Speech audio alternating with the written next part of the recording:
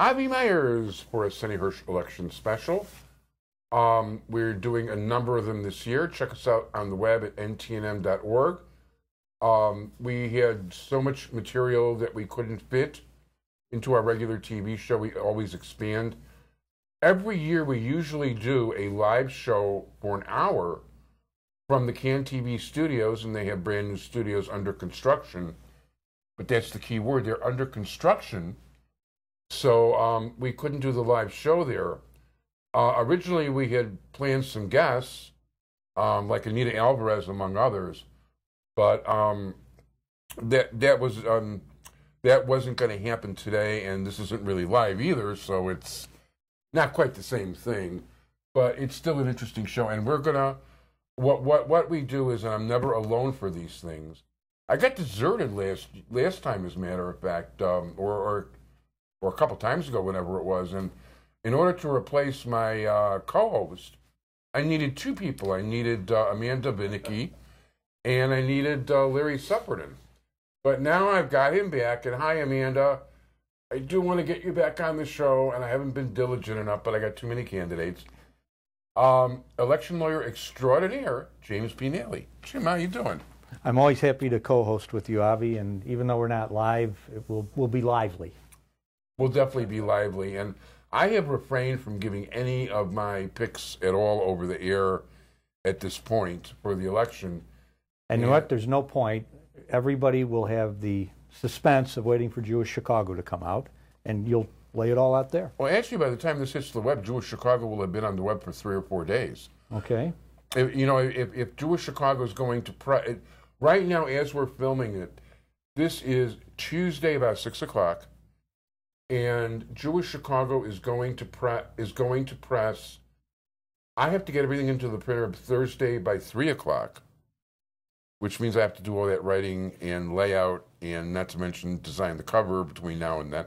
They'll probably give me an extra hour to do the cover if I give them the other 19. And but no, I'm gonna.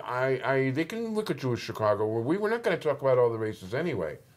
But we can discuss whatever you like along those lines. Well, you know what? The first thing I'd like to jump in, just generically about the election, is we should talk about early voting and make sure everybody understands that they can do that, and more people are doing it.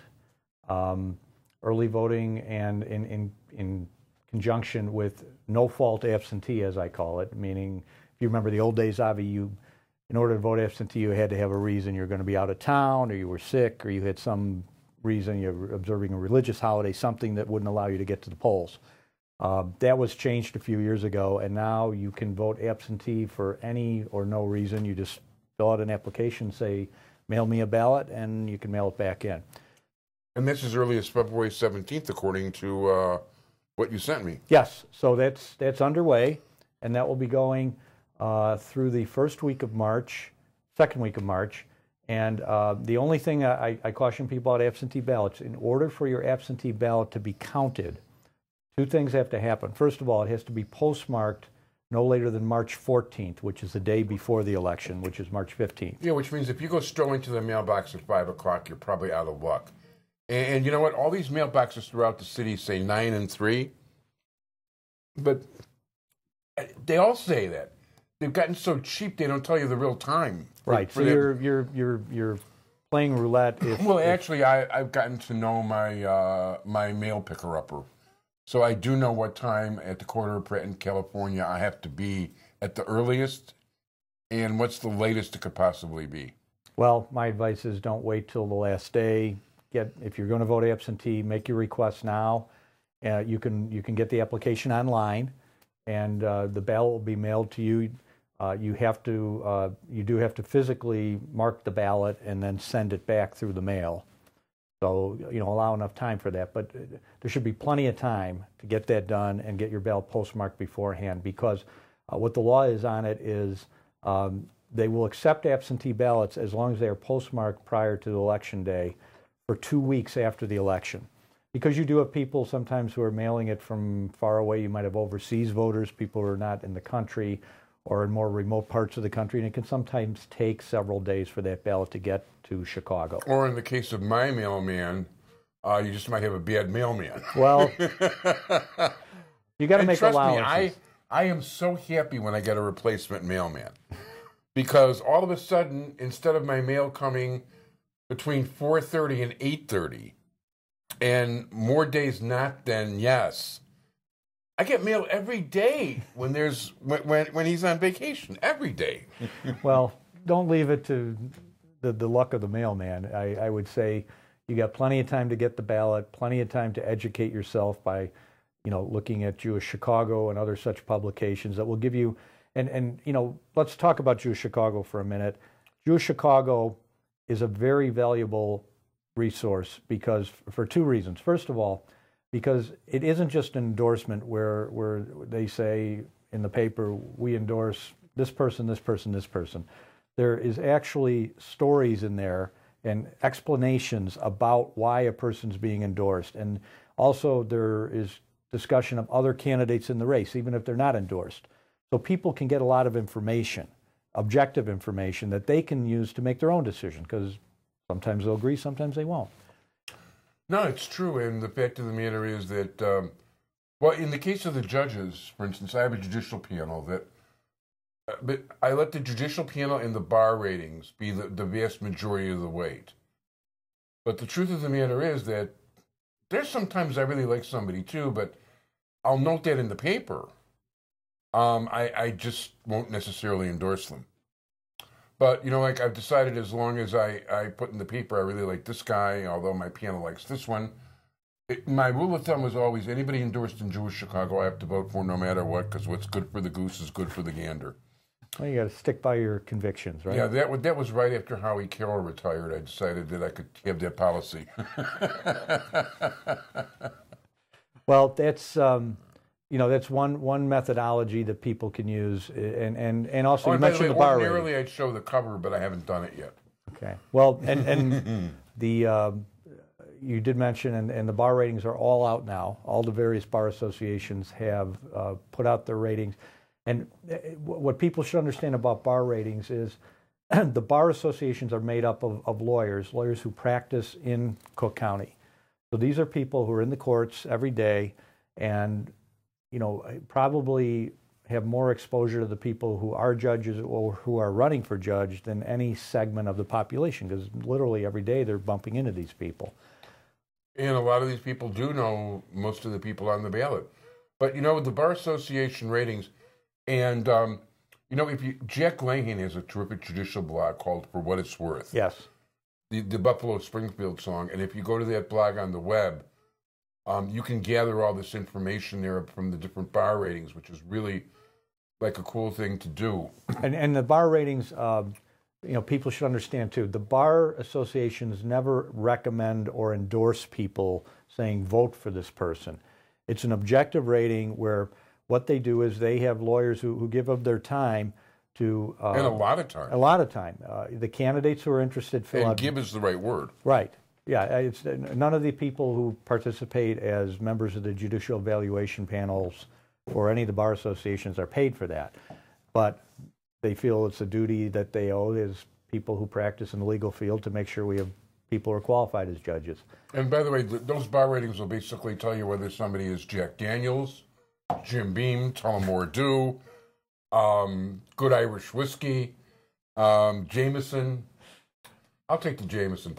Oh, by the way, Dennis, my friend Dennis Fleming, I usually talk to him before the election. I just got so busy this year that we just got missed. We didn't connect the way I usually like to, but I did want to thank you for directing a number of candidates to the show, and it was really great of you, and we'll talk soon. So the bar ratings then are an objective measure. The candidates fill out very detailed questionnaires. These questionnaires are very, very detailed, talking about list every jury trial you've done in the last 10 years, list all these cases that you've handled, list the judges you appeared in front of and the lawyers who are on the other side. And then what they do is they go through and they call people and say, so-and-so is running for judge, and they listed you as the attorney who was on the other side of this case. I want to ask you some questions about that person. Were they fair? Were they trustworthy? What do you think of their legal knowledge? And it really is a very objective way of getting information about people, because, if you're reading an ad, like anything, the ad is going to emphasize the positive qualities of that candidate. The ratings are objective because when they are getting the ratings, they're talking to people who have had cases with these lawyers and have worked, on the other side or sometimes with them. And also they will contact the judges that people have appeared in front of and say, hey, this person said they appeared in front of you recently on a case. Can I ask you some questions about them? So the bar associations put a lot of time into this, gathering this information, and then they base their ratings upon that, based upon what people are telling them. So there are about a dozen bar associations in what's called the Alliance of Bar Associations, and they do a set of ratings, and then what the Alliance does is they conduct one set of reviews, and then each bar association makes its own ratings based on those reviews. But I should point out, just to be specific and make sure people understand, each candidate is interviewed once, but those 11 or whatever it is bar associations are all present. Yes. For that same interview. And that same interview could develop into a highly qualified, not recommended. It's interesting that different people take the thing that way. Also, not all bar associations are created equal. I have the highest respect of any of them for the Chicago Bar Association, and they're really not aligned ethnically as some of them are. And I'm not necessarily knocking a specific organization, but you kind of know that the Hellenic voters are going to probably approve of most of the Greek people. The Gay and Lesbian Bar Association is going to mostly be kind to their members. It's not an absolute, and they can't go against. It isn't. There are objective criteria among all the bar associations. I would agree with you, though, the Chicago Bar, just because it's the biggest bar association, it has the most members, if you're going to look at one set of ratings, that's probably the best set to look at, simply because they are the largest association in Cook County. And they have the largest. And also, there's no bent there either. I mean, Chicago Bar Association is all-inclusive, everybody. And the Illinois, well, I can't speak as much about the Illinois Bar Association or Cook County Bar Association. Once again, everybody in Illinois and Cook County is welcome to be a member of them. Right. And if you the best advice I could give people is sources such as the For What It's Worth blog, Jack LaHane's blog. He'll list all the Bar Association ratings. And what I would advise people is, you never want to look just at one set of ratings.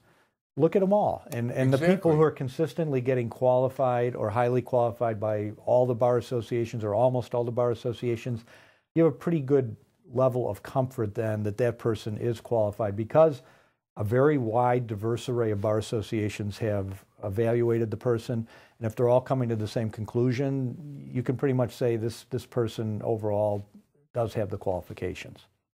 No, definitely. The fact is that, and I wish people would look too, because there was a race last year, and it's funny, I started telling the story before, and I interrupted myself and went off on a tangent. Not during this interview, though. I just a different interview. In the 12th Sub-Circuit, these Republican ladies were telling me how happy they were that a Republican candidate finally won a judicial battle. Except that this battle, the Republican that was running did not have maybe one passing grade from all the bar associations. And Jim Kaplan, who was a terrific judge, and does so much. I mean, he's involved in children's rights and things like that, so many other really good things, and tries so hard to work and be creative to find a way to bring families together in court. He didn't have a single bad mark. He had all positive ratings, and he got beat. He got beat by the variances of a Republican shift in that district that year. Right. Yeah. I mean, because we're electing judges, they're not immune to more general political trends. And if there's a particular year, there's a Republican wave or a Democratic wave, judicial candidates are part of that wave for good or bad too. Yeah, this is not the Supreme Court where they're going to be deciding whether abortion's legal or not, or gay marriage or any of these things.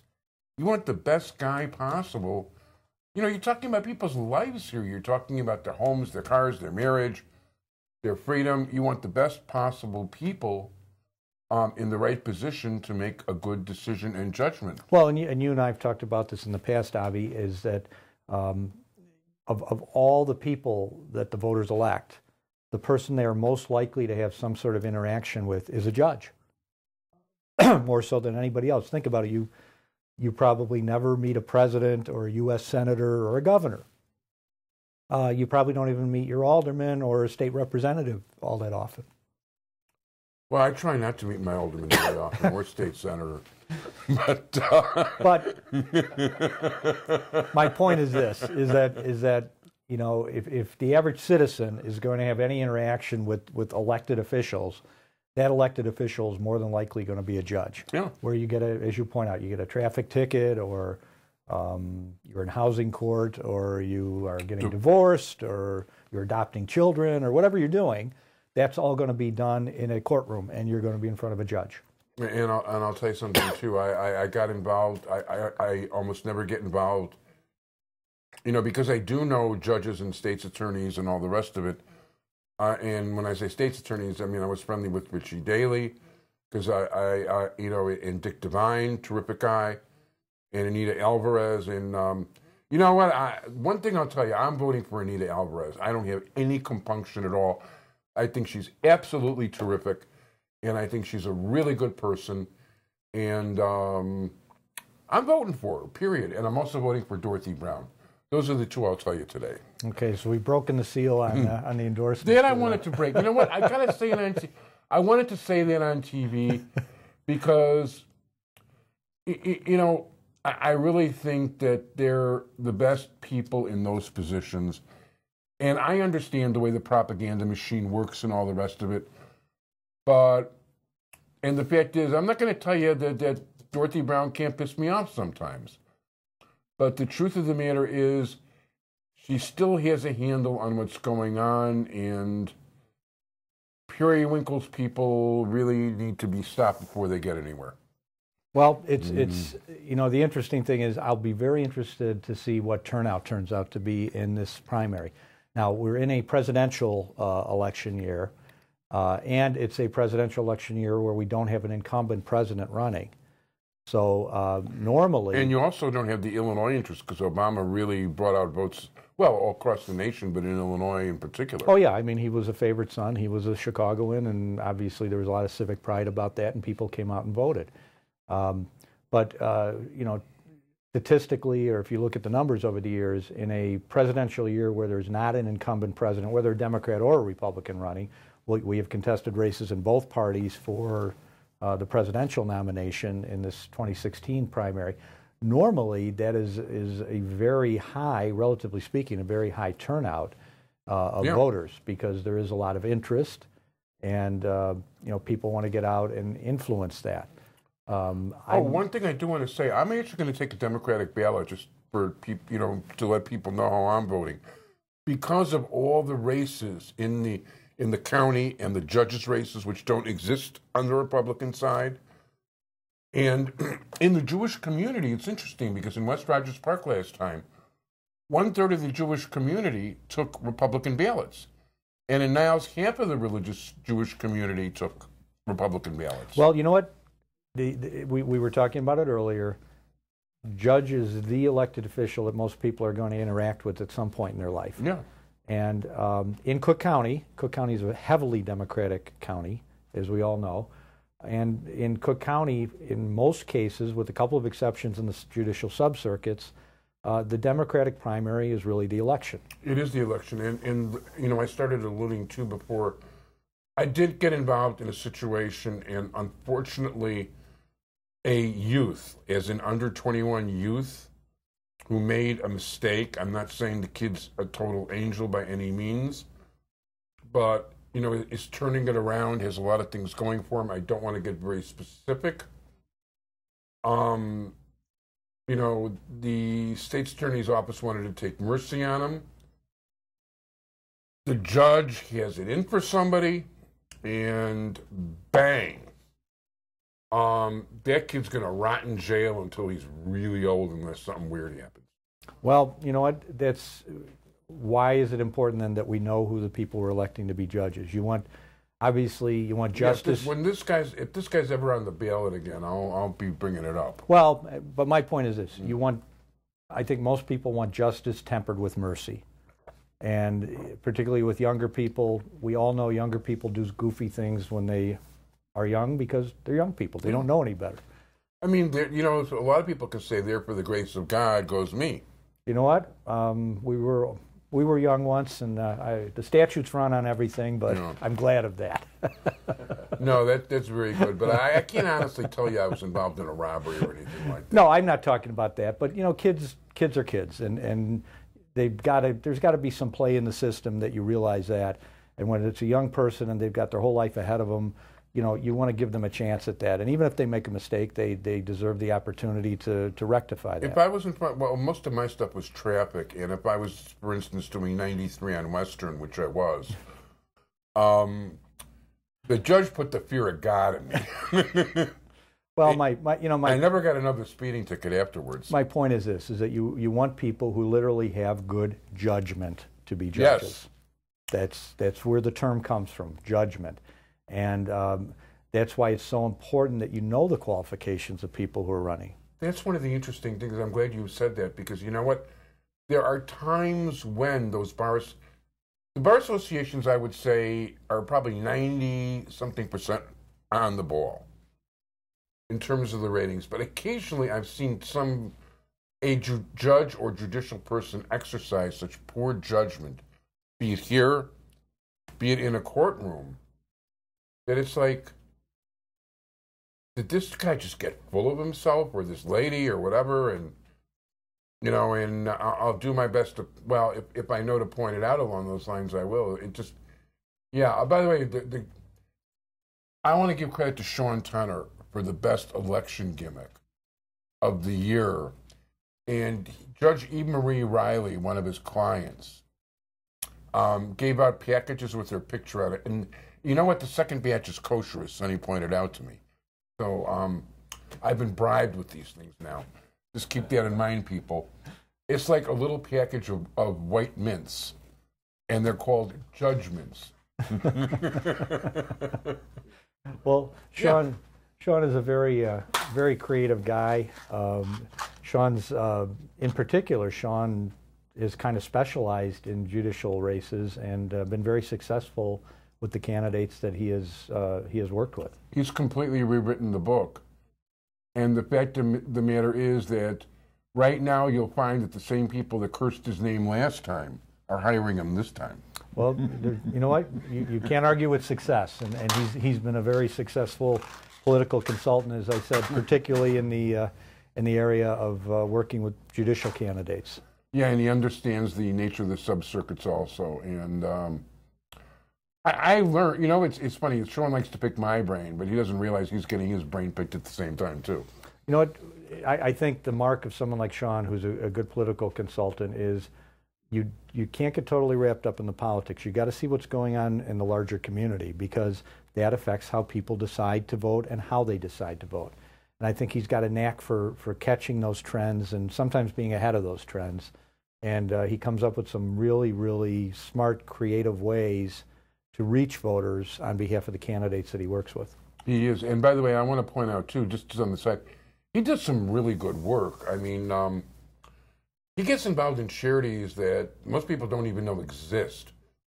But he's so into human rights and anti-slavery. And on 2 different occasions, I had people from Darfur here, which actually was one of the main reasons I soured on Clinton in the 90s. Is I really thought that America should come to the aid of the people of Darfur, and it didn't necessarily have to be the biggest war in the world at the time. One thing I'll say for Israel, they did, and he asked me to put on some guy from the South Sudanese Community Center, and all of a sudden, and this was unsolicited, I did not know it was coming, thank God for the Jewish people and thank God for Israel, or myself and my friends would all be dead now. Because they were coming there in the middle of the night and rescuing people right and left and creating a safe haven. Now, like everybody wants Israel to make safe havens for everybody. People were saying, like, why can't the Jews take in this one, and why can't Israel take in that one? Israel, even with the West Bank, which is rightly ours, is 10,000 square miles, which is less than 1/5 the size of Illinois. And a lot of that is desert, so there ain't a whole lot of room. No, but you know what? You do want to see in the world community. You want to see somebody stepping up where there's a need and protecting people in those situations. No, very much so, and it could be a league of nations also. Not everybody should have the whole burden placed on themselves, but some countries too go a little overboard, and they take such a great influx of immigrants that they change the economy and the nature of their society, which isn't always the best thing either. You've got to do something at a smart rate in order to, if you can't successfully incorporate these people in your society, then you have to change what you're doing. I'm not saying stop taking people. I'm saying just incorporate them properly into society. Well, that's America, isn't it? Everybody came from somewhere. Nobody's from here. One of my favorite lines out of a movie is the movie Stripes, which starred Bill Murray and Harold Ramis. Great movie. It's basically John Candy. The premise is a bunch of misfits join the army, and there's a scene in there, and I'm paraphrasing. I don't remember it exactly, but they're talking about why they joined the army and that they're Americans, and Bill Murray says something along the lines of, "What are we? We're Americans. What does that mean? That means our ancestors got kicked out of every other country and had to come here." But there's a lot of truth to that. And yet, if you look at the world today, the most successful country and the country that everybody wants to be a part of is a country that's made up of people from everywhere. Yeah. But once again, it's like incorporate them properly at the right rate. Be fair and even. The whole world can come. It makes it a much more interesting place. And look at all, we're a nation of immigrants. I'm first generation American. Yeah, as am I. Yeah. I mean, everybody came here from somewhere. And if it wasn't first generation, it was 2 generations ago. But everybody came here at some point because they saw the opportunity here. And you're right. Part of becoming an American is you learn to live in a society that's diverse, and you learn to get along with people who aren't like you. And actually, I think that's the strength of America is that, you get to know people who aren't like you, and you wouldn't have that opportunity otherwise. I think it's important. And something, one time I sat on Devon Avenue, I walked 4 blocks south to my house, and I was a little bit tired, and I had 25 pounds of groceries. I don't have a car, so 25 pounds of groceries. And I decided to time how long it would take before I'd see a white person. And I probably saw 17 different nationalities go by before I saw a white person. Well, you know what? That's Devon Avenue is a microcosm of the world. And this is one of the most peaceful neighborhoods in the city. No, and prosperous. Yes, there's not a vacant storefront on Devon Avenue, and you've got people from all over the world. And try to get down Devon Avenue on a weekend. There are more people there shopping. I mean, it's amazing. It's just like the center of the universe on the weekend. It's a pretty cool place. In any event, we're going to start wrapping things up here. And Jim and I could probably talk for another 3 or 4 hours, but some of us want to eat later too, including Jim and me. But we're sorry we couldn't do the regular live election show, and we're sorry we couldn't bring you a good guest like Anita Alvarez, who's been absolutely terrific about coming on the show. We could have brought Donna Moore also. Kim Fox refuses to come on the show, so she ignores me. But, I tried very hard this year to be as fair as I possibly could and get everybody. I invited everybody in all the races to come on the show, and I can't help it if they didn't take advantage. So don't say this one was on 3 times, this one was on 2 times. They took advantage of their opportunities is exactly what they did. You're always very fair about inviting everyone. I do my absolute best along those lines. So I want to give all the credit in the world to Sonny Hirsch for producing this election special. I want to thank my co-host Jim Nally. I want to kick myself in the hat. No, I don't. And, listen, I hope you're going to vote early and vote often on Election Day. And thank you so much for being here, everybody, and for joining us. Bye-bye. Bye-bye. Thanks, Avi.